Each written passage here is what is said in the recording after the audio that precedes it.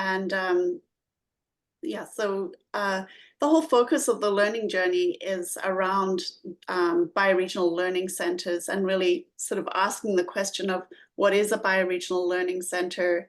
And then Brian and Susan, I thought, did a really fantastic presentation. I don't know how many of you got to watch the one last Tuesday. But the thing that really stuck out for me from what they were talking about was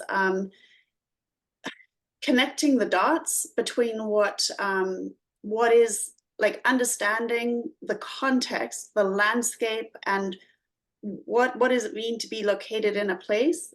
So and then what are the ways that we engage and actually locate ourselves in that place and knowing it. And so there's a connecting the dots between those who are working in all these different areas. And so often they're disconnected from each other and they're not visible to each other. So how do we bring those together so that they are visible? And when most of what is required to do that doesn't yet exist. It should, but it doesn't. And so, and then the other thing that has sort of really come clear, if any of you have gone into watching the sessions that the other bioregions are doing, because they're happening just on different days, similar to this session. One of the things that just kept coming up in their sessions, but it keeps coming up here, is that once we start to sort of, go to that aha, that makes so much sense. And you start to do the work, the sense of capacity, like, do we have the capacity to do this work, and how do we hold it, and what do we need to be able to hold the work? And so it seems that it's really important for us to be thinking about, like, naming that as a really real piece, and sort of looking at ways that we can be sensitive to each of us who are really trying to do the work in communities, the actual work that's and then stretching ourselves to be able to do that, connecting the dots. So that's kind of where we wanted to focus this, was just to say we're hearing that, and that really needs to be something that we're talking about. So yeah, so maybe for some context setting and to take us in, I think Brandon was going to start with just, what is Regenerate Cascadia? How does it fit into all of this? And then I'll follow that. So does that sound good, Brandon? Yeah, I think that's great. And just to touch on the fact that, so we thought it would be really nice to maybe just have a little bit of an informal discussion today about bioregional learning centers, like what that means, how they can be developed in each landscape, what are the processes that they should hold, and then what does it really mean just to even start having in-person gatherings? What does an invitation like that look like, and what are the processes that a landscape might want to hold? What are the resources they would need to do that work? But then also, how do we just start gathering together? Mm-hmm.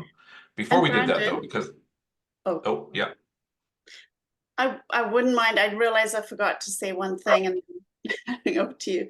It's just to really acknowledge the people that are in the room. So just, so really paying attention to who is here with us, because you are incredible resources to one another. It's pretty amazing to be able to gather the people that have this kind of dedication and knowledge together to be even thinking about this. So, I wanted to just create just bring that awareness in the context of what we're going to be talking about. So anyway, Brandon. Thanks. And yeah, just to add that, and that also counts for how we're co-creating this process together over the next 6 months and through this learning journey. And so This is kind of our second Cascadia Regional Organizing call. And so it's just kind of a wonderful opportunity to maybe take a pause and a check-in for what's important, what's resonating with people, and then how we might want to start to implement that into our own landscapes. Because we have some new people, I did just want to kind of dive in a little bit more to give a brief overview of Regenerate Cascadia, how we're kind of structuring it, and then kind of doing a little bit of a deeper dive into bioregional learning centers and landscape hubs. Just to start, Regenerate Cascadia is, and sorry, we just decided to do a very impromptu, informal Miro board here, so you can, it's yeah, a little bit more free flow, but really, the goal of Regenerate Cascadia at its most simple is just to create the conditions for a regenerative culture to thrive. We are a nonprofit program of the Department of Bioregion, and we seek to provide a 501c3 backbone that can help support regenerative projects and organizers, as well as communities within the Cascadia bioregion, as defined by each community, and to help develop the capacity and collaboration for work to happen on the scale of landscapes, ecoregions, and bioregions. And I think that that's something that's really important. This project formed about 4 months ago through an activation tour. We've been organizing and working together for a little over almost a year now. But on that activation tour, I think there were a lot of lessons learned that helped guide us to the shape that we've been kind of taking. So one is that the capacity to support this work on the entire scale of a landscape does not currently exist. And so Joe, I think, kind of pointed this out really well when he was here in his presentations, that we have processes that if we want to build a school, we can do a $200 million levy or a bond and get it passed and build a $200 million school. If we want to do a light rail, we can put $54 billion towards that. But working and thinking about that, like regeneration, is not being included in that conversation. Things like biodiversity are not being included in that conversation. And we do not have the capacity to handle and move that type of money, especially outside of governments and existing corporations who might do that. So how do we start to grow our own capacities, our own networks, our own, at the scale that we need, where we really are thinking in a whole systems lens, that kind of involves all the different communities. So getting out of a competitive project by project focus and really opening up the scope to a watershed or a landscape where our work can be collaborative, breaking down those silos with the idea that all of this work is interconnected, I think is going to be really important. Another lesson that we learned is that the work is happening in our communities, but oftentimes it's isolated, separated, and people are not getting the support that they need. So there is learning to happen both within and across watersheds. Everybody has a piece of the puzzle, but no one has the entire puzzle yet.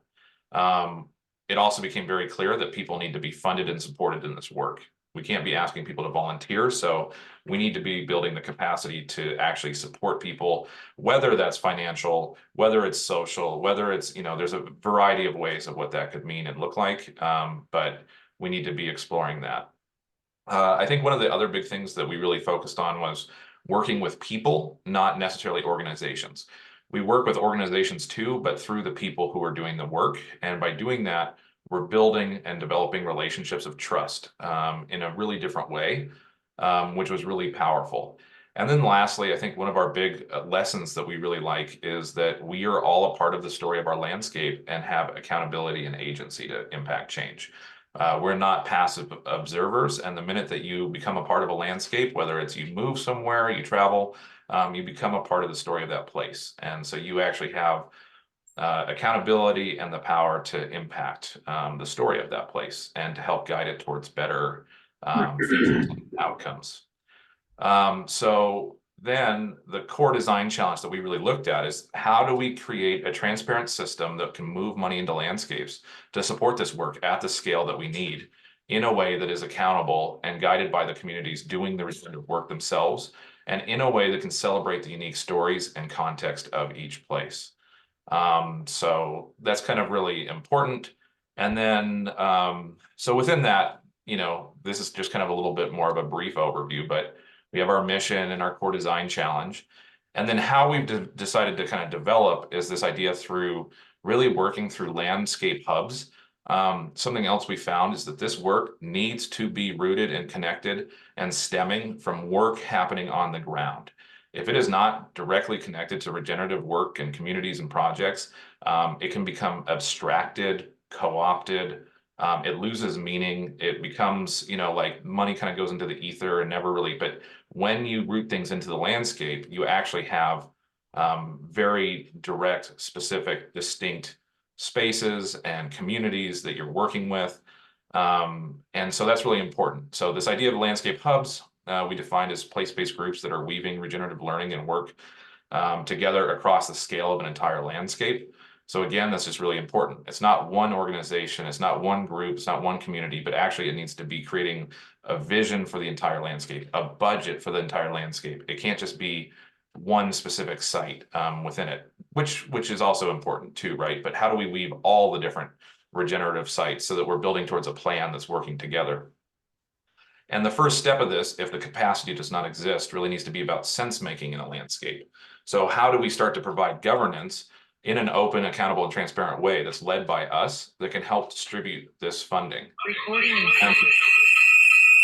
okay, I'm just gonna. Let me just mute everyone. Yeah, thanks. I may end up then, muting you. so the last part here is, I think, just also then working with the idea of guilds. So we do hubs and guilds. I call them GUBs, but guilds are communities of knowledge that are weaving regenerative learning and work together across landscapes in support of people doing work on the ground. So this is the idea that people can both be a part of a place, but there also might be communities of knowledge or topics that people are also experts in that we need to share that can empower the work happening. So this is things like bioregional learning, seeds, like a Cascadia seed guild, bioregional mapping. There's so many different topics that can help empower the work doing that. We're also providing our 501c3 backend. We're kind of setting up as a fiscal sponsorship program to support projects and learning sites across Cascadia, specifically for projects also that guilds and hubs might want to undertake, so that they receive the benefits. They can take grants. They can, and specifically, it doesn't really matter until money becomes involved. Like once money becomes involved, it's really about creating transparent and accountable frameworks. But it's also about creating accountability for, like, if we're doing in-person meetings, to make sure that we have a little bit of a standard for how we, and etiquette for kind of how we're engaging to create safe spaces, make sure events are accessible, have insurance, can take, and all of that. Then the last thing I think that's really important is that we're working to kind of set up Regenerate Cascadia as a bridge that can help connect these, like this kind of like global ether, as well as like funders within a landscape or within the bioregion, really creating a bridge that can help create that flow of funding in an accountable and transparent way into the landscape, into work happening in the landscape, as dictated by the communities and people doing the work. So they are really guiding the process, and that we're doing this based on relationships of trust, not necessarily like, just organizational this or that. And lastly, we've been trying to create an online platform that can have kind of a shared website, calendar, blog posts, group pages that let people empower and connect, as well as this kind of administrative backend that can help support these processes, that can help, hopefully, these different places, landscape hubs, guilds, also start to get their own support and be able to provide this different services that people need in a landscape. So with that, I think I'll stop, but I will just touch, I guess, actually, sorry, I'll just touch on a few other things.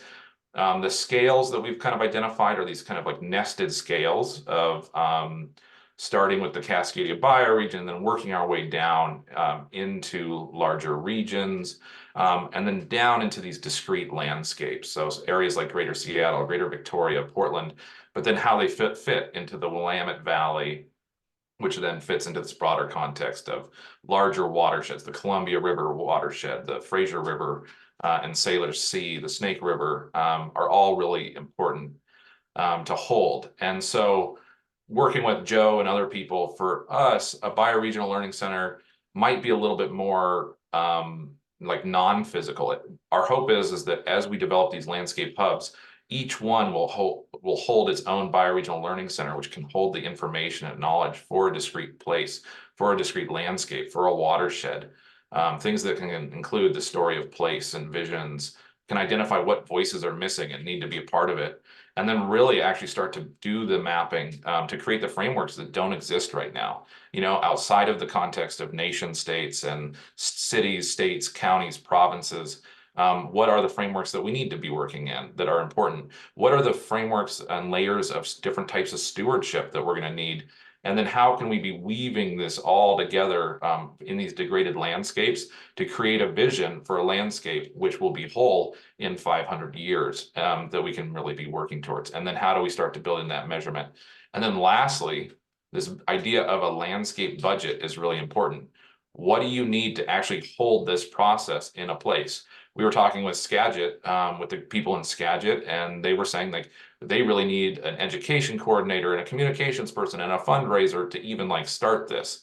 And I think it's really important that where we would like to be is trying to figure this out in each landscape. So what does Eugene need to do this work? What does Seattle need? What does Portland need? What does Victoria need? What does Spokane need? What does Skagit? What does Whidbey Island need? And then we can be putting this all together to actually get a true picture of what we might need to do this work together in each different landscape. So with that, I'm going to turn it over to you, Claire. Thanks, Brandon. Yeah, that's great.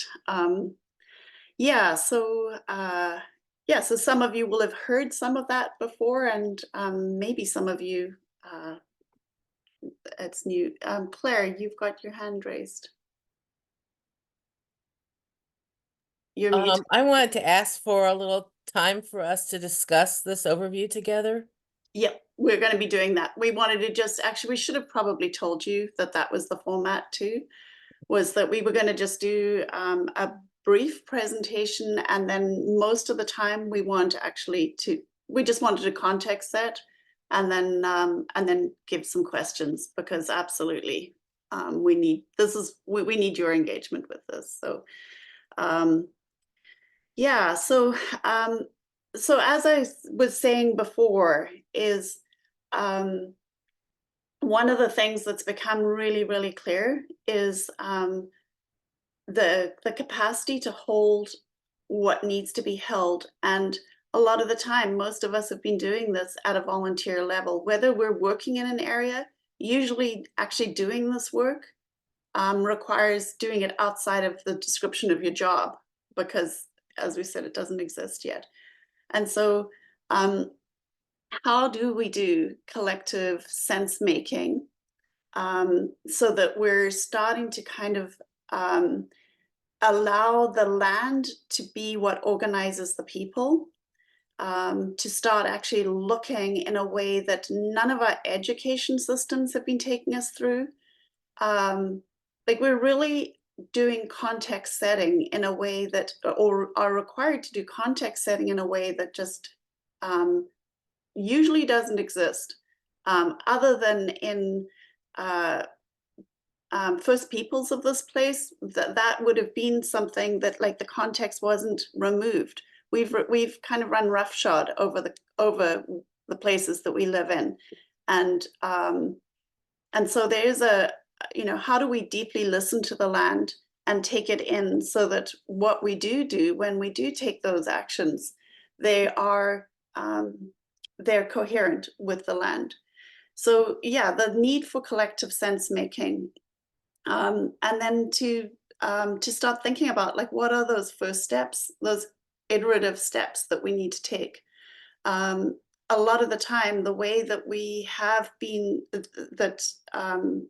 you know, there are a lot of invisible pieces to this. How do we surface what has been invisible within the system?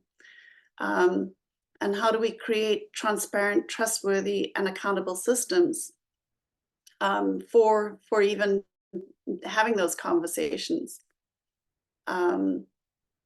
So yeah, so we started to sort of realize that asking hubs to come together on a volunteer, you know, we're a bunch of volunteers, everyone's stretched. There are going to need to be some pieces that can actually help hold these processes in place. And so I've circled it in red, the bioregional salons. So we've sort of been thinking about a developmental pathway to support the landscape hubs, which will be the anchor to kind of hold these processes. So that's what we're going to be focusing on today. But I did want to share with you what we were thinking. This is all kind of dreaming of, none of it's in place, but it is important to start looking at where can this take us, or how can we do this work together. And something that we tend to be really good on theory and talking about stuff, but actually it's in the process and the practice together. Like, how do we work together? How does that good idea actually manifest when we start to do it together? So there's a kind of getting real when we're doing the work, and then when we do that stuff, we actually need the supports in place to do it. So there's a process, a bioregional mapping process of mapping the place that we live in, looking from usually going from the oldest layers to the most recent. So the geological, each layer. But in order to understand the place that we're in, and we can see that communities will need support with that. And we've played with ideas of a train the trainer program of people who are really well skilled in mapping and like taking communities through a process of that would also maybe have good training in pro-social and the good governance and cooperation, like that when they come into a community, they're also modeling what it means to be able to cooperate well together, and creating the conditions for the kind of communities that we're wanting to those values to be held in. So that is actually like a process that would be really useful. So that's an idea that we figured. So but let me just go back to the bioregional salons. We had thought of having an informal step that where we're inviting people to meet in person, and to really, this is where the sense making, the initial sense making of what is missing, what do we need here, things like a bioregional quiz, but having a really low barrier invitation for people to gather in person and to start thinking about and coming together to start actually holding this.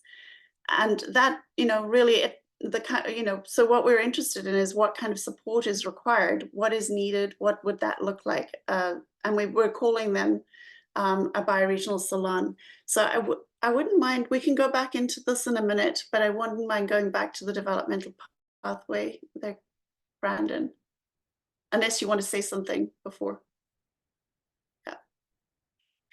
Yeah, so out of the bioregional salons, there's I imagine there would be quite a lot of excitement, sort of starting to look at what do we need to do, but then the need to set context. And so that's where the bioregional place mapping would be a sort of a step that the bioregional salon, so that's the way of taking what's bubbling up in the salons and starting to situate it in place through a bioregional mapping process that would need to be supported.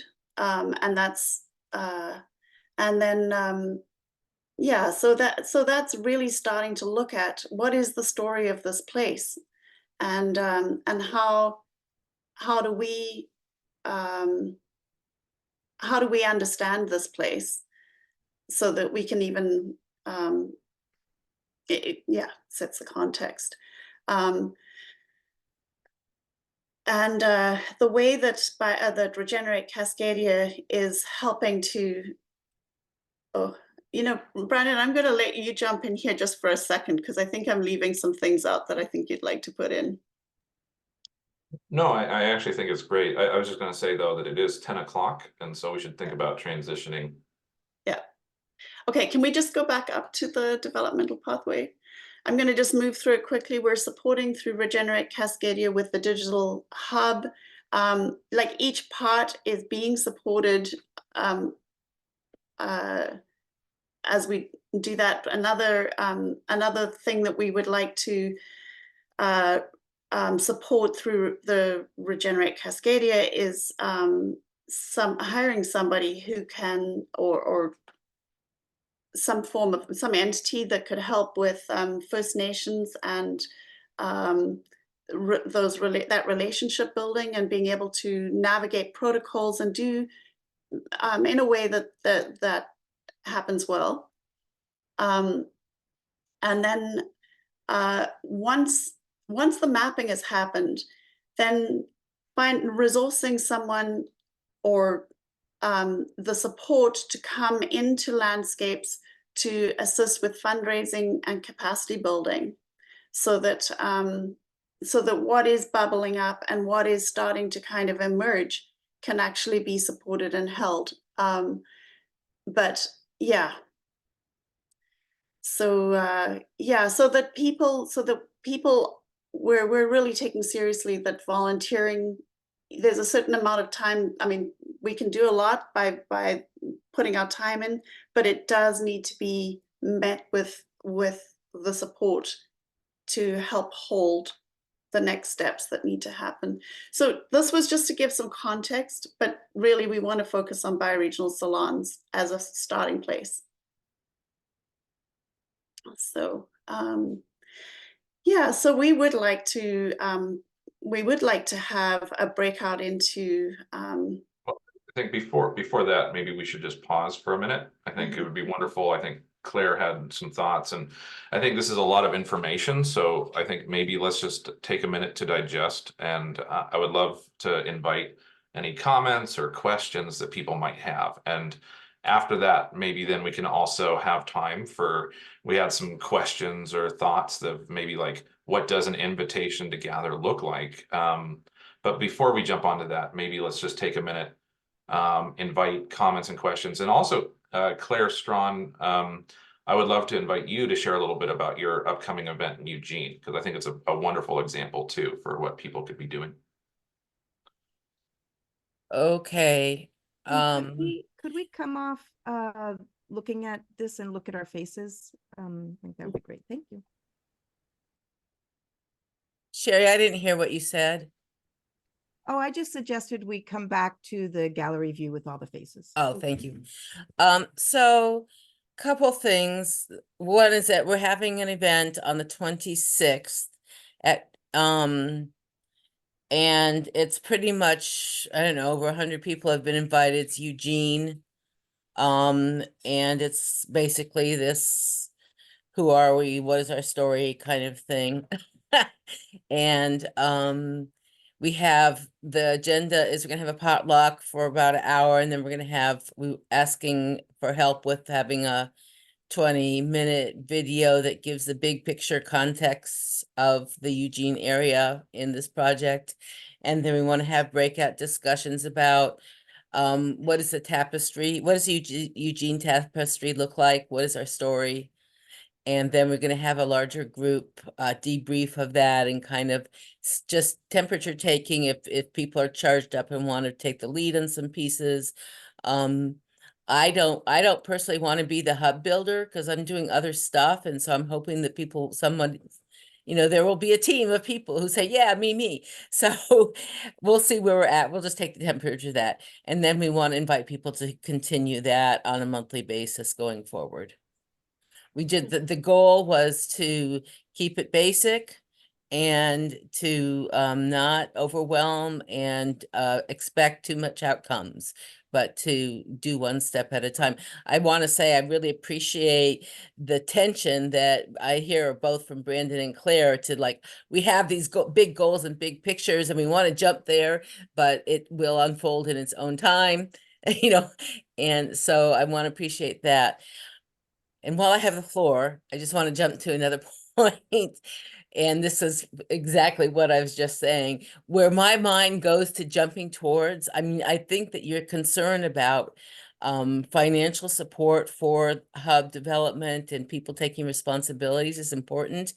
But I think that we should be very careful to see grants, et cetera, as seed funding, and that as hubs are built, what is the economic model, a regenerative, sustainable economic model that's being built into that hub? And related to that, as an example, is I just read an article from Resilience Magazine about food hubs in Ireland, you know, and so what are the components of a hub that are going to be resource generator for the development of the bioregional work? Yeah. I will stop right there. Thanks, Claire. Yeah, maybe just also to say that I think the fundraising is, of course, it's about the money, but it's about a whole lot more. And so that, you know, hopefully with that kind of with support in fundraising, it is about developing sort of a clear idea of who are we and what are we trying to do and who are the people we need to be speaking to, because that's very much tied in so that it actually is part of your development as a hub. Anyway, I see Melanie, your hand is up. Thank you very much for sharing, Claire. Yeah, and thank you so much, Claire. I have the delight. Let's see if I can take my hand down. Of talking to her the other day and about this very thing about salons. And I really resonated with what you said, Claire Atwell, is that we are bringing people together to focus in on the element of bioregion. Sometimes what, to me, and this is me, and this is also the work we do at the Pivot, can be overlooked, but so impactful, and it takes a longer time to get to an end result, is that really defining, allowing, and listening to who's at the table and what their hearts and visions are, and then allowing what the project could look like to evolve out of who's at the table is a unique resource in every region. And so we're having a salon. This will be our second salon, and I've been working with Alberta, who many of you know from CDRT, and a principal of salon that we actually had 3 years ago and stopped with COVID, and now we're coming back to, is an evening of celebration and purpose. And people, we began it by having a visioning of a future possible, that we succeeded. Oh my God, we did it. It all happened. What does it look like? And we had people go through the mental exercise of who was there, what the values were, what elements were in place, what was happening with the children, the elders, like a visioning. We also began with the story, which is so important in salons, so that people aren't coming for another, I gotta make food, you know, really engaged. And then we broke into small groups. We wrote them down on stickies. We broke into small groups for people to actually discuss why those elements were important to them. So who was at the table? And so it engendered a conversation that got people from first person, deep in their own heart, engaged in what it meant to be connected to a healthy future. And now slowly working backwards. We're having the next salon this Friday night. Claire, I hope you're going to be able to come. And anybody else who's in the region that is interested to come, I'd love to extend the invite. We're very lucky. We have like a top level chef who makes food for us, and it's on donation only. So we're really honoring people with that. It's a blessing to be able to have that. And the donations seem to fit every time the amount of money that we need to cover. But what we heard back after the first one was the storytelling, the visioning, the entering into a felt sense of what a future possible looks like. And now we're entering into who am I as a future possible human? Because like you say, we all have these jobs. We have all these things to do. It's like yet another thing just try to get a light under people now. They don't want to do it. But if what is really happening is who you are and what you deeply and truly align with matters, and that becomes the elements that the bioregion is going to define itself, there's a huge power in that. So that's been the work that we've been doing with the pivot. Mariana and I is also on this call, and why we have such a deep interest. And the last thing I want to say is that seeking bioregional opportunities for innovative engines around the things we know we need, food, energy, water, innovative solutions that are actually designed to either exit to community or integrate the economics of community so they become an economic flywheel that we can organize around and create centers around. That feels like another really important piece, so that any grant monies do just become momentary igniters, but that we don't stick with thinking that we're going to have our hand out for, you know, and there's so much innovation coming up. So anyway, I could probably talk for another 20 minutes, but I'm not going to do that. But I'm excited about the salons and that we're talking about this today, because mine's Friday and I'm just keep working with it and working with Alberta on it. That you are, I'm so happy that you shared not just what you shared, but the excitement and energy that you, I mean, because I think that's exactly what I think is generated when we host low barrier event, because really these are low barrier events that are possible without all that extra support. Once we start to have to hold what's coming out of them, that's where that support needs to kick in. And that's the recognition that we had, was that this work's not possible without another layer of support. And so, yeah, we really wanted to just kind of make that clear, that we can see that that's, there's an acknowledgement there.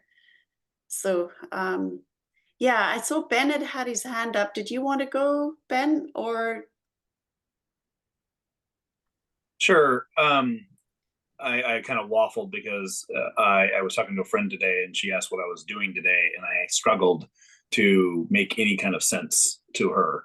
And I'm approaching this, you know, everybody's approaching it, and I think I'm getting that kind of feel from what people are kind of saying. And there, you know, you get people in a room and you listen to what resource or what power or, you know, energy is there to define what the thing might be. But my logic brain and my organizing brain really resist that quite a bit. And I want a plan. I want a plan, and I want to execute a plan. And so this is very, very, very academic, as you pointed out earlier, Claire. And I appreciated the idea of connecting the academic down to, and I'll even insert connected to the people first, and then connecting that to the land, because, you know, land is there, and, you know, and you know, but what are we going, how can we enact on the land in a different way than we are today? Who knows? You know, I mean, and so like the idea of a hub to kind of get it organizing. But I think, you know, where I'm coming from, you know, what are the values that are being championed that are maybe a little different than what might be underpinning our current model? What are the economics that can empower that shift? And how can people slowly start contributing some of their time, because that's what's least available? How can they start slowly contributing some time where they can develop a livelihood in this alternate model? Because to ask somebody to jump, and I think that that's kind of clearly stated here, like asking somebody to jump into something else when it's not defined, it doesn't provide you the basics, it's impossible, you know, without an apocalypse, you know, that forces people to do it. So I really am struggling or working very hard either way to define the economic aspect of it, because and there's a really great video on the design school for regenerating. If you haven't seen it, it's a free self-guided learning thing with rethinking economics. A lot of good information in that on the design school website, and just kind of breaking it down into, we're not just tracking dollars here, we're tracking all these other capitals, and how those capitals can be seen is very difficult, because dollars are so easy to see. And I'm really trying to think about the economics of providing a livelihood, but then expand the currencies into these other types of currencies that are less valued, because that to me is kind of the gateway to appreciating the wholeness rather than just the dollar. So anyway, that's my mind dump into the group. Thank you. Yeah, Ben, before we go to the others, I just wouldn't mind saying one of the things that's come up quite a bit and sort of really changed how I've been thinking about this is that a lot of the time we are, the context has been taken out of what, like this is the foundation of everything else that we make decisions on, is unless we actually go back and look at what is the context. And most of our education never included, you know, knowing where your water comes from, knowing where, just understanding why the unique ecology of that place is what it is. So creating, sort of allowing the people that are in place that energy to be alive to each other, but also with the map, sort of, this would be is the mapping process. And there's some things like the bioregional quiz, which we'll give a link to. I don't know if people have heard of that, but just that you can do informally, but to formally go through more of a context setting so that what you build from has actually got a foundation that that just doesn't really exist in the public. Like, it's not really, what is that story of place? Like, what is the story that we're holding together? Then there needs to be some, before we can jump to any kind of action, there's a deep listening that needs to happen. Otherwise, we just rearrange deck chairs on the Titanic. It just, you know, it's the same old. So there really needs to be a kind of making sure that we're all standing on ground that, yeah, that is the story that we're holding together. So I mean, I'm not trying to answer, I just wanted to bring in learning that's been, Marianne. Thank you. I have a question, very practical question, and I have a comment, if we can get to it. So my question is, so I've lived in Vancouver for 30 years, Vancouver, Canada, and currently in Costa Rica, but I've learned, I've heard about Cascadia for years, and I'm trying to understand the Cascadia Department of Bioregion and what is our connection to that organization, because I know a lot of work has happened already for years. And Jeremy Rifkin, in his book, The Age of Resilience, really emphasizes how important that work has been from a political, economical, and so many aspects already. So many people have already thought all that through for like 30 years or something. So I'm just trying to understand if we can tap into all of that work, or are we kind of starting from scratch over here, or what does that look like? So that was my first question. Yeah, I'll just jump in and say, so I started the Department of Bioregion, I think back in maybe 2019. First organization was Cascadia Now, which I started back in 2005. And so I think while Regenerate Cascadia is a very new concept and program, it's actually tying in. And I actually think, and I think we've got, as people are probably about to speak to, we have a lot of experience and knowledge, even in this room, of connections with the Cascadian bioregional movement that go back to the 1970s, the 1980s. And I think that everything that we're doing is building on that knowledge. And actually, when we talk about a bridge, I actually think connecting the work that was done in earlier generations to this generation, where a lot of it was pre-internet, and making sure that that's accessible and available for people so that they can get the full context and understanding of bioregionalism, the work that we're doing, and then also start to have some of these conversations and discussions is really important. But so just to say that it's both new, but we're also building with what is existing in other groups out there too. Okay, so another question was, thank you for that. So is there a subgroup in Vancouver already? Because I'm going back and I'd like to find that group if there is one. So there would just be me. Oh, okay. Well, and also there's Megan Mosier is actually one of the people who helped us start, and then and would love to find other folks and allies in Vancouver. So I think the first part is connecting the two of you together and then any other people, but then we can also do a call out for other people in Vancouver. And Megan also has several other organizations that are really interested, if there's actually, I think, kind of an impetus and an oomph. Yeah. Great, thank you. Sherry. Yeah, just wonderful to be here. I was traveling down to Bioneers for the last 2 weeks, so I missed last week's bioregional learning session. So I look forward to catching up on that. And I just want to also just let you know that this impulse and pattern language of bioregions is like hopping all over the place. And it was very exciting to be at Bioneers in Berkeley for the first time in 9 years, because I went in the 90s, 6 years after it began. And the energy there was so much different than it had been 9 years earlier, that I was like, oh, wow, we are really already on the pattern of more collaboration, more resources, more like sharing. I mean, it's a very different kind of system. It used to be harder to kind of make some of those things happen. I've been kind of playing in this field for like 30 years. And now we're actually able to it's no longer just theory. It's no longer just like a vision up here. It's actually implementable. So those things that we have thought of as like just, oh, visionary, and oh, that's like, we're kind of talking more, it's not grounded.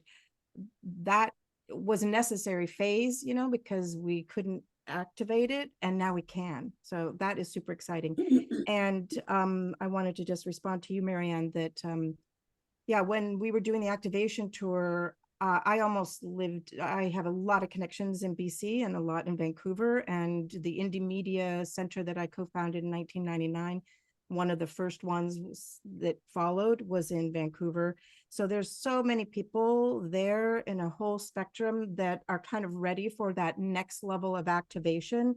And that's kind of like, we're on this evolutionary path. The path is not like discrete little like, oh, here we are now, like Brandon was saying, there's this whole legacy and we're building on that. And that's a really beautiful feeling.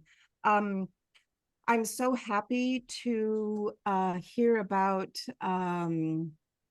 the salons, because I've been talking to Brandon and Claire a lot over the last months, and more Claire, but I just think the salons, and I love hearing about this, Melanie, that what you're doing with the salons, it's brilliant. And years ago, we wanted to do an innovation hub here, an impact hub. There is one down in Pioneer Square, but this was before there were any in the States. They were in Europe. And the whole idea was to have a space for ongoing dialogue. And that kind of salon and the Imagineering and what you did, that's like so critical. And that to me feels like will activate those projects that are currently discrete that we're weaving.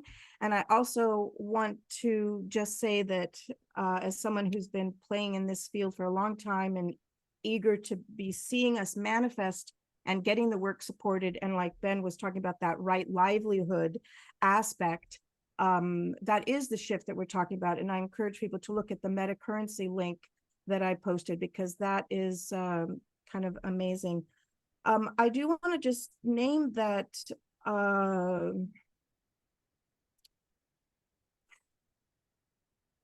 that I just want to, I think it's been said, but sometimes there's like these voices that are a little bit contradictory, but we're vast, we're multidisciplinary. But so I want to just make something visible about that. When we say we have to like only fund the things that are rooted on the ground, I get that. And we need interstitial mycelial weaving framework support that is invisible. And this is what hasn't been tended. And that is to support the rest of that. So that it is not completely true that we're only going to be funding those things that are kind of rooted in projects on the ground, because we need that. And I know that everybody knows that because it's said in other ways, but just we have to be clear on that strategy and that kind of our theory of change. And I think that's what we're doing. I think all the calls that we're in these days are sense-making calls. And if we actually understand that we're all in sense making calls and in these kind of mini salons, that's a different way of seeing it, you know. And then I've done a lot of convening for like 20 years, and the convening and the invitation and the stuff and all that, and I love doing that. But there's like a science and an art that I really want to invite us into, that science and art. And it builds on art of hosting and open space and World Cafe and whole systems, Bohemian dialogue, and all these pattern languages, the stuff that Jim Ruff was doing, pretty extraordinary, really extraordinary. Citizen assemblies. That's when we actually break ground around new governance systems and its citizen participation. And that's when we actually can like make a radical shift in our governing of a bioregion that is in alignment with like the values and virtues. So I've been talking a lot. The last thing I want to just say is that being down at the Bioneers was one of the themes is around the rights of nature movement. And I think of the rights of nature movement and natural law as the value set that aligns with Earth and the intelligence of life. And if we do that in our bioregions, as we're organizing, as part of our organizing principle, values to virtues, they're applied values. And I really want to shift into like, let's think about our virtues and how we live. I think that's going to be an important part of how we weave the alignment. Thank you. Sherry. Yeah, Jan. Thank you for.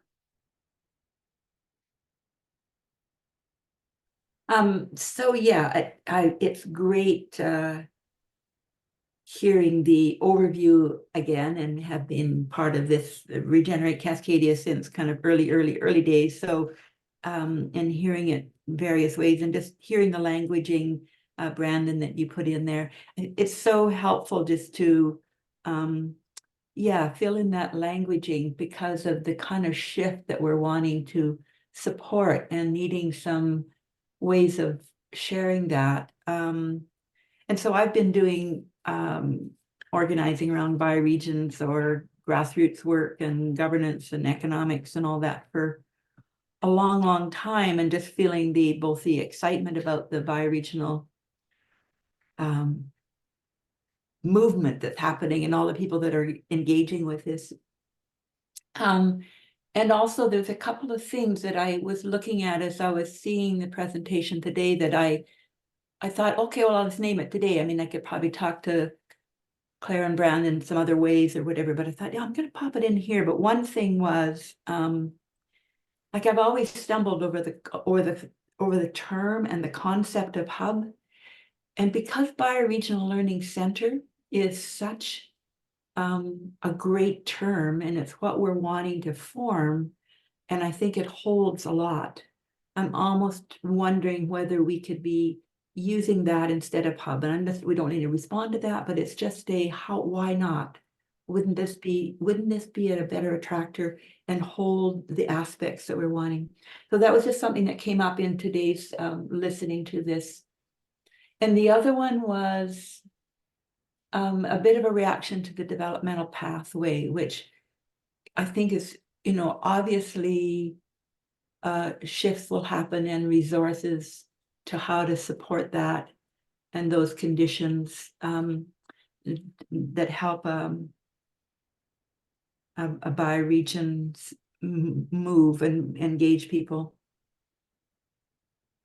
I think one of the most significant things that we really need to attend to, and maybe that's something that we, in the very first starting to meet with a few people, is to be able to really name how this exciting movement is different.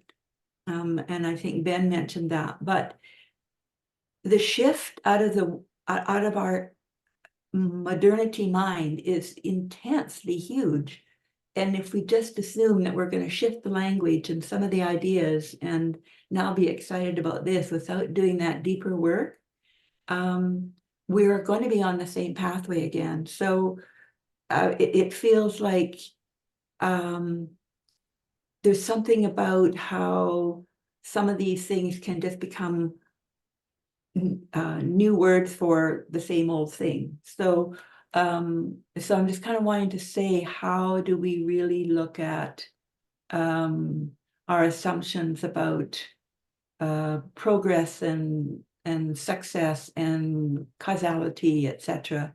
I feel as if they're quite deep in there. And so for me, that if we were able to look at how we shift that, then what comes next and emerges will come from that, I think. So then the developmental pathway becomes a bit restrictive in some ways, possibly to that, instead of supportive, which I think is what the intent is.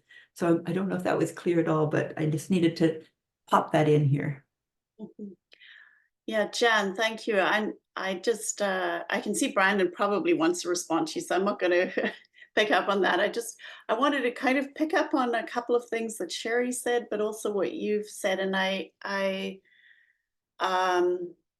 realize that I may not have actually expressed this all that well, but I do see the salons as having this energy that sort of that can percolate and that can really draw on the intelligence of the people in the land. But then, you know, I think the most powerful way of change is when we walk the walk, when we walk the talk. The talk is just, you know, and so having a project, and I'm thinking like it doesn't have to be, this is like, everybody needs to be part of this, but mapping, place mapping is that thing that doesn't exist properly for developing the story of place. And so, but realizing that people don't have the capacity to do that without the support and how do we send support to be able to help hold some of the processes that are starting to kind of bubble up and emerge. So there's, I think that felt like the really important thing to communicate is, as we bring in funding, where do we put our resources into, like, how do we support just the infrastructure building of how do we hold the pieces that where those dots need to be connected. Yeah, so and then what Sherry was bringing up was these amazing ways of that there's these incredible processes like and embedded within, say, a mapping process, some of those ways of working together, the art of hosting and the like incredible tools that have been or templates that have been developed can actually be embedded into those processes, those mapping, those community engagement processes, so that there's a modeling as well as like you're actually living and embodying the way that we all want, what we're actually trying to manifest. So anyway, I don't know if you've got anything you'd like to say there, Jan, or no. I'll just jump in. I think we lost Stephen, which was too bad. But just to jump in real quick and say, yeah, you know, I really love the term Bioregional Learning Center. I think one of the reasons, I mean, I think we can always be changing the names of things if we find other ones that, because we're also just sense making. I think I really liked what Sherry said of each of these meetings is almost a trust building. We're getting to know each other and we're sense making. And a big part is we're creating these terms together.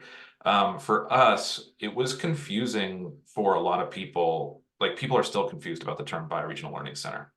And so I think the biggest struggle for us was, how do we create a term that can reflect an entire landscape rather than a single site within a landscape? And that's the biggest confusion that people have. So when people hear Bioregional Learning Center, they think of a place like the Whitby Institute or like a specific location within a landscape, whereas a Bioregional Learning Center might be a more general sense. Maybe what Western Washington University is doing, a beautiful like bioregional atlas of the Salish Sea.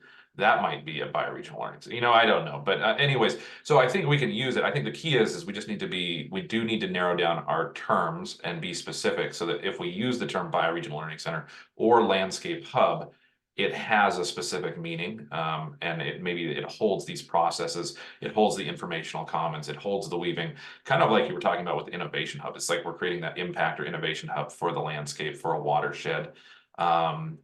And then the only other thing I was going to say is part of this sense making that we would like to do is, because we're not going to magically have all this funding tomorrow, but what we are going to do is start to have some, and I think the term seed funding was used, and we will start to have some seed funding come in probably this year to help us start exploring these processes. And we'd love to use this learning journey as a way that we can start to sense make and co-create these processes together, so that by the end of the year, we actually do have an idea of like, what is a hub or a bioregional learning center? What do we need to hold? Like, what are the processes that a bioregional learning center or hub needs to go through? And then what does it need to actually hold those processes? And I think it was said really nice that starting with the low entry, like a cup of coffee is great, but the minute that they start to need to like hold what they're doing, we need to support that. And so how do we support that? And I think that's a great opportunity for us to sense make together, because I love this conversation. I love all the comments in the chat.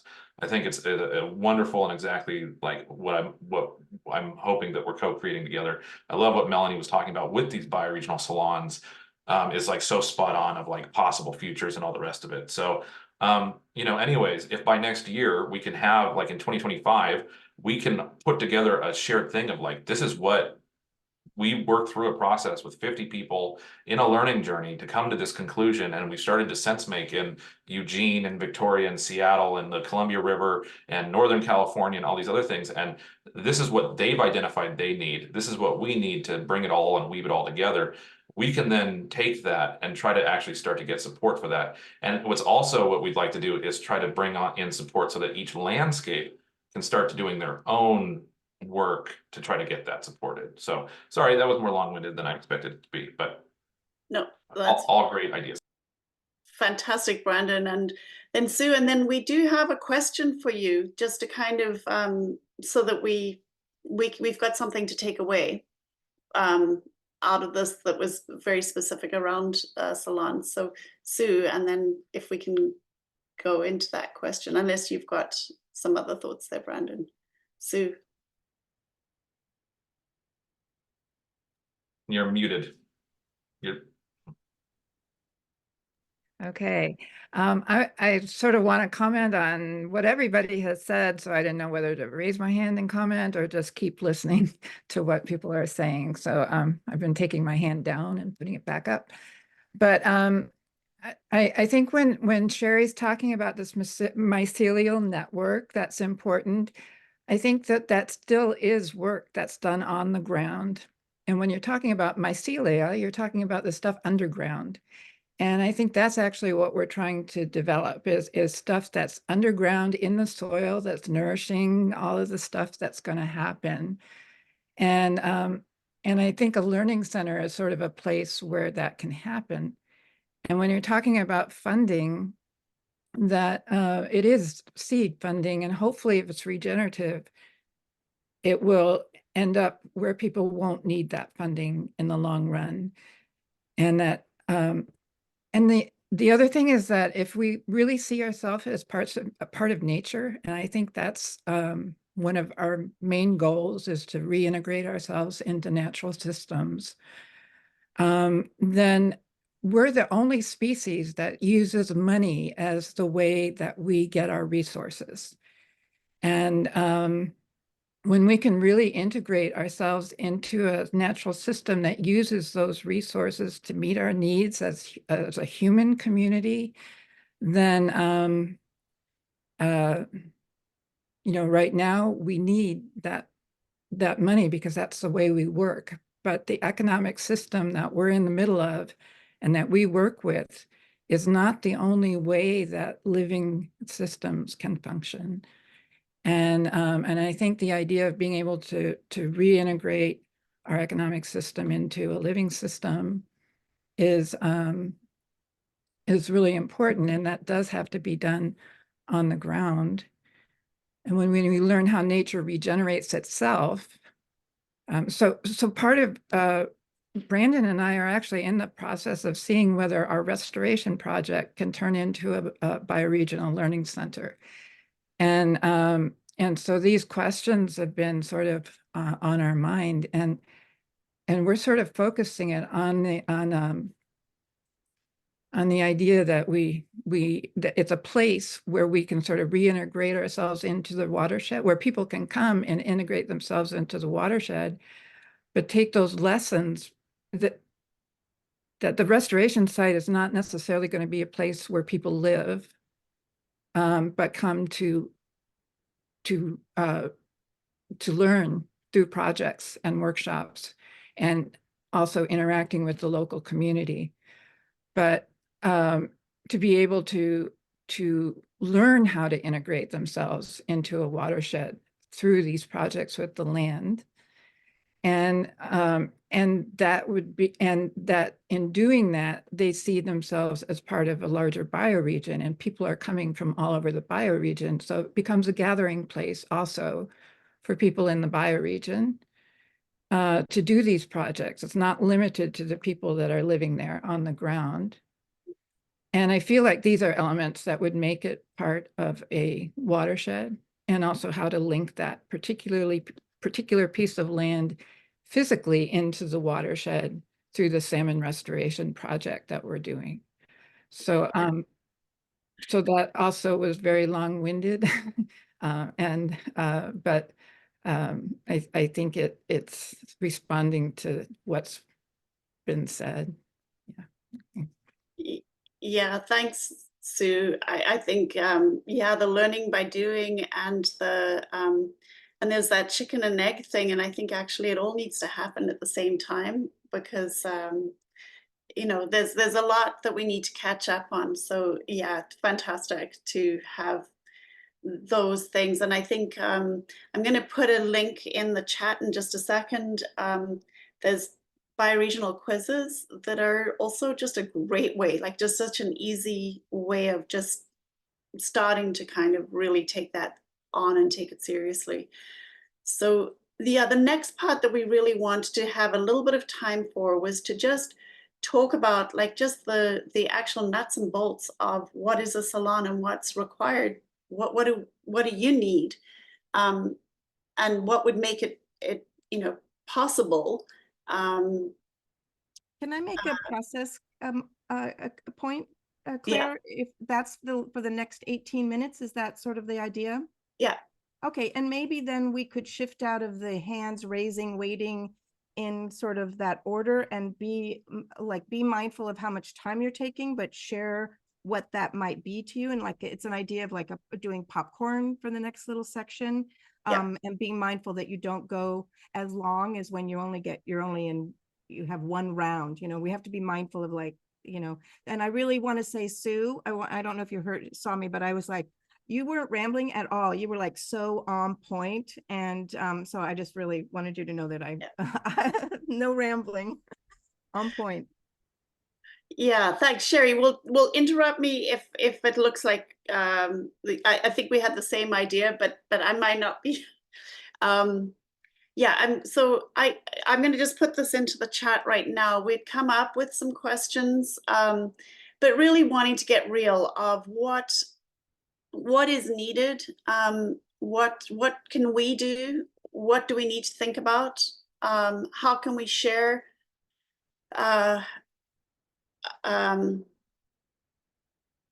yeah, so you know, we were thinking about breakout rooms, but I'm actually thinking this is a small enough group, and I think everyone would really benefit, and we've limited on time. I think, how do people feel about staying in the main room? Does anyone feel like they want smaller spaces for conversation? I think with the time that we have, I think we should just stay as one. Okay. Yeah, I agree. Yeah, so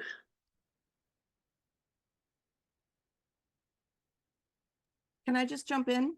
yeah, I no, can't this is where read we what's like, on the screen. Can you make it larger, please? Thank you. And Yeah, and I maybe think- make your I think window larger, you cut off on the side. Also, Brandon posted, didn't you post a link to this in the chat so people could pull that up? The mirror Yeah, maybe it'd be board? worth resharing though. But this is also a huge, I don't know if anybody's seen our mural board, but it's like ridiculous. I'm just gonna give you a little tour here of like, Yes, we just, let's see it. if you want to see what Regenerate Cascadia is, we've been kind of tracking and we use this as a little bit of an archive. So like this was our first kind of like our breakout sessions from our one-day unconference in November. And you can see all the different notes and people and stuff. And then I think we've got this other summit. This is the November 3rd Friday thing. And we've got kind of Paul's idea of the hotel. And anyways, I'm happy to just share this if people want to just go wander around. I think it's great, Brandon. I think Yeah, it's and then really these are like great. first guilds and hubs that kind of met, and then their processes and things they talked about. And you can see like I do little screen caps sometimes, stuff. So yeah, I'll share the link to this, and people are welcome to just go check it out and wander around, and with the idea that this is the rambling insanity of a Miro board, so with no context. But anyways, okay, back to over here, and I can share this link. I wanted to popcorn in the spirit of sharing for what it's Yes. worth. My own organizational document for Friday night and what I'm doing. And this is very simple, but I have somebody who's really gorgeous around it, speaking about how when you bring people together and you start with a presentation, it is very academic, it's old school, and a lot of times people turn out. If you begin always with what I'm calling whoopee, our wishes, opportunity, obstacles, and plan, but starting with a story, and I actually don't have that written in here, but that there's a story and there's an immersive exercise, like you begin with that and then you move into the head stuff, but you actually have a physical felt sense of participating in something and then going into data and information, that could be really helpful. And I think I just gave you viewer privileges, but I would love any input anybody has. This is just my way of putting this together and trying to make sense out of what I'm doing. So I'm happy to share it if it's helpful to anyone, but having this flow of, recapping and reflecting on what happened the last time for people who weren't present, being able to have first an individual experience and then a small group experience, and then coming back in the large group, reflecting there what was learned or what was valuable, and then ending with appreciation. And it feels to be like a way that like you would do a meal, like how you get together when there's engagement and people are really listening to each other. I love that, Melanie, and would love you to share it. And I will just say, we were thinking that it would be great to put a handbook together for groups to basically pick and choose what they want to use, but just as a resource and drawing from the best of, like what's working for you. Cool. I'm glad to share that. I wish I had that resource when I was doing this, because Melanie, could you go through your bullet point? Give me the bullet points of what you just said. So it's like starting off with a story and immersive activity, and then maybe like a presentation, recapping from last time, ending with a celebration. What am I missing? it's right here in proposed sessions flow. So it's recapped and reflect previous learnings and sharings just very briefly. So you bring people who haven't been there before up to speed. And then you have an individual exercise, and then a small group, and then a large group exercise, all around shaping and perspective and possibility about the future human or future possibilities. And then coming back together as a large group and reflecting on what just happened. And we were doing small groups with spokespeople, which you can see in the blue here. This is the idea of how to give people instruction. And I also learned to just give it when it's needed, not give it at the beginning. Like I tend to be more academic and like want to lay everything out, but I've learned that's not the way. So give people instructions right before they have to do it, let them do it and be successful rather than trying to remember stuff. Then the small groups, and you have this format for small group connections, practicing deep listening, reflecting, and asking clarifying questions. So that's kind of my nefarious purpose underneath all of this, is deepening our ability to actually listen to each other And then coming back into the large group to share. And then go through appreciation. So people end the night going, wow, that was really awesome, because that's how they ended it. Great. Yeah. Thank you. Fantastic. Thank you. Absolutely.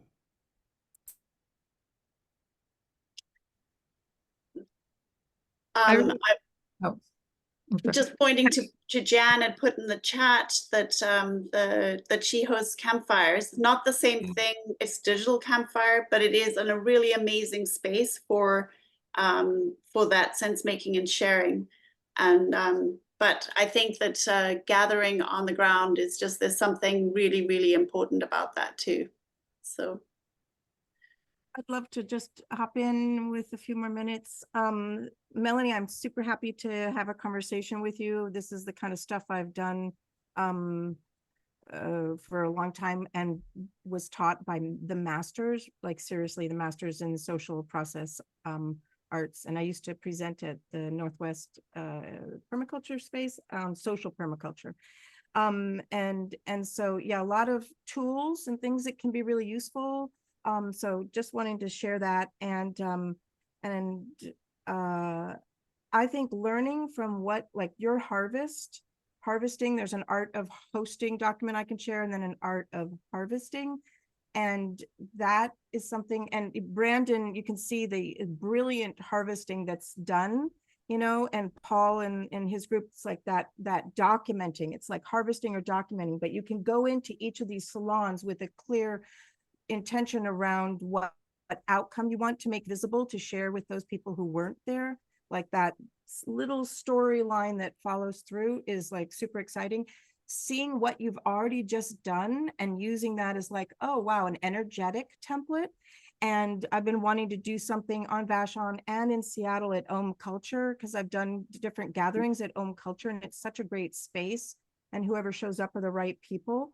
So, and I say we just can be like improv, like be playful with how we are like talking about it, because out of that, it's less stressful, it's less formalized, but we have a certain basic pattern language for that. And there may be like you sense make around what's the deepest question people want to live into for a while, like that inquiry-based approach and appreciative inquiry, because people, there's questions, you know, we're going like emergency preparedness and resilience, inner and outer. There's so many deep things that we're going to need to be building as we go into this next phase. So, and Claire and Brandon, I love all this, and you guys know I'm here to support and help and learn, because I think the dialogue spaces, there were some very cool things in Eugene. You should meet Tom Atlee, Melanie, if you are in Eugene.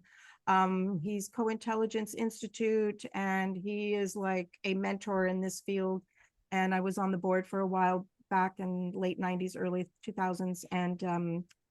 And they were doing citizen assembly stuff early on. So there's a lot to kind of build on there, and he would be super psyched to see what you're doing. yeah. So thank you,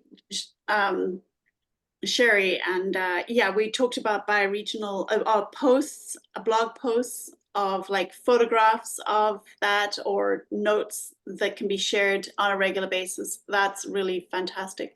But I'm noticing we've got 7 minutes left, and some of you we haven't heard from at all.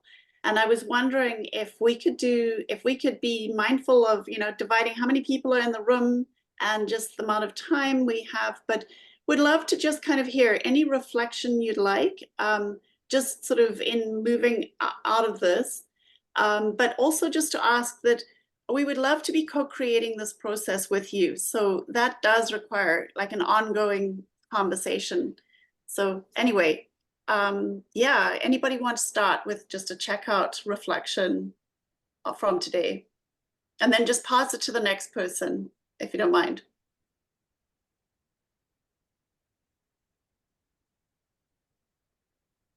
Okay, I'm gonna go just for interest of time, and I'll pass it. Yeah, it's really wonderful to hear. I'm so excited by what has been shared. Especially, I love what's happening in Eugene. I think but it's just, it just speaks to how much intelligence there is that we're holding together, and it's exciting to see who's in the room. So, and I will go to Darren. Yeah, thanks. Yeah, just really inspired by what I've heard, and I think the idea for salons are a great idea. And I mean, Claire, we're both here in Victoria, so maybe we could collaborate on that. And yeah, just feeling good and excited about what's being shared here. And I'll pass it to the other Claire. Am I the other Claire? Or is Claire the other Claire? Yes, that's you. I am my ego-centered Claire. It's my head spins with great ideas and resources, and I have to ground myself with just doing the next step. So thank you all, and it's an expansive experience. And I pass to Jan. Well, I'll speak really quickly because I think there's some people that haven't spoken at all. And yeah, so really appreciating being here and excited to see what's coming next. And I'll pass it to Larry. Yeah, I greatly appreciate this conversation. It's terrific. I just took in a lot of really, really good stuff. And I think this is just fabulous. So kudos to everyone. I guess I'll pass it to Shannon. Thank you. Well, this is my first group call with the Cascadia group, so I'm playing catch up a bit. I think the scope is massive, and it will be interesting to see how this comes about. It's hard to hold like the organizational ideas of how to go about this. And so one thing that I'm feeling as I'm listening to everyone, and, there's this, like the idea of change and that we have to make change and we have to create the conditions for change and what's our theory of change and all of this. But in that process, we can lose the land. And what like, is this about our relationship to place and land?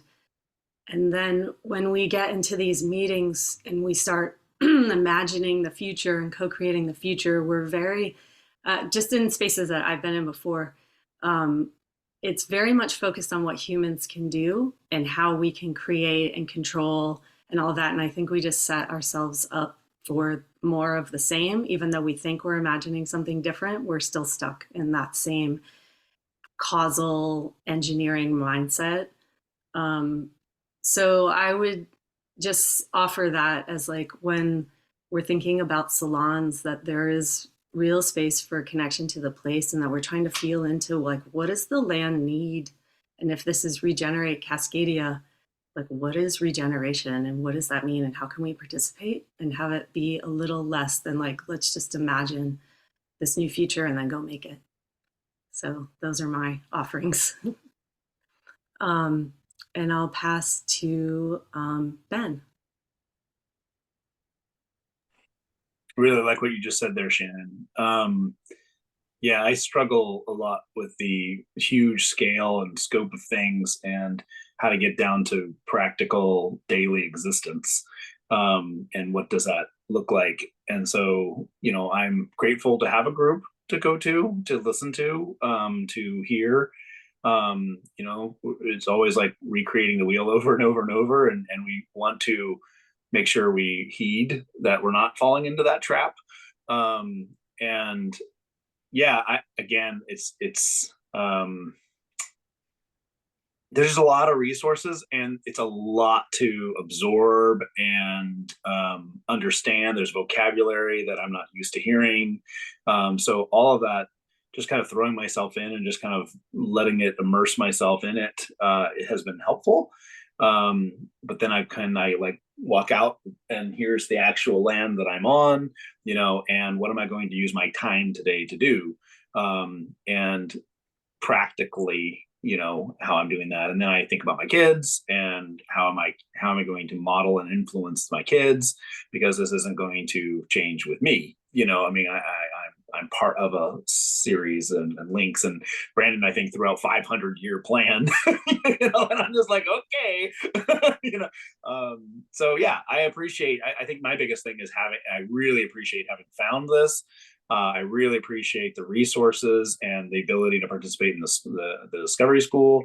And I am curious, and I'm super excited that I'm in Eugene and I'm finding people who are boots on the ground, so to speak, trying to actually get together and emerge and merging out what actually can practically be done in the day-to-day. So again, very, very, a lot of gratitude to be here and people putting their time to be available to it. Thanks. So I'll pass it over to Marianne Y. And I know we're right on time right now. So anyway, but please. Yeah, I have to jump too. So thank you for all the amazing conversation. There's so much to do. And yeah, so many resources. Just kind of where to start when I get to Vancouver. I don't know. I'll figure that out. And I'll pass it to Melanie because you have to jump with me. Yes, thanks again. As Ben said, it's so wonderful to be able to connect and continue to grow these threads. So I'm delighted to be here. Thank you. And thank you for your generosity, Sherry. Really looking forward. And Sherry, I think you haven't had are you the Sherry and Sue, right? Sherry, do you want to? I'm Brandon, sorry. I saw Larry, you raised your finger. Was that something for me before I go? Yeah, I think let's just stick to the, Okay. Yeah. I have to go. Sherry, would you like to go? Yeah, I'll just quickly say, I was just kind of being like mindful of who's spoken more, just feeling grateful to be here. Just a lot of appreciation. And Sue. Yes, I'm grateful to be here as well and to see this community grow. And I really like the idea of stories as being our basic way of communicating, wisdom and information, being the framework for our information. So I like the stories as being the framework for salons and meeting. So. Brandon. Yeah, I'll just jump in and with a lot of gratitude. I think this is a incredibly expansive scope, and we've kind of set ourselves a high challenge. And so I think keeping it rooted in with small tangible actions that we can all be taking, and again, keeping it connected to place, I think is so important and also so difficult. Like, I think it's interesting. I mean, post-COVID, it's both, we're now more connected, but we also now need to be more connected back into the land and the place. And so I think that's always the dichotomy we can be exploring. And that's also why I think starting with a cup of coffee is great, or starting with a meeting, it's just like getting in person and with no lifting at all. And just because also just even developing these relationships is so cool and and getting to know each other, and also developing trust that even if we have differences of opinions or different approaches and strategies, if we're working towards the same goal and trust each other, that's actually a strength, and can be a strength, and we can work together around that. So, but it's also interesting because I think even if we chose any of these landscapes, like that by itself would be a huge project. But I feel like the scale that we need to be talking about really is a global scale. So it's both this balance of working in our local landscape, but then also building the templates on these larger interconnections and building the mycelial web so that we can be supporting this activity and supporting the people doing it. So just incredibly grateful to be here and to have such a great group, so that Claire and I don't have to be sitting in our own heads by ourselves trying to figure this out. But that we actually get people to work to do the work everywhere. And that's really amazing. And that's the point and goal. So yeah, thanks. Thank you, everyone. All right. Have a great day. Oh, Larry, you were wanting to say something, but anyway, feel free to go. You're muted still.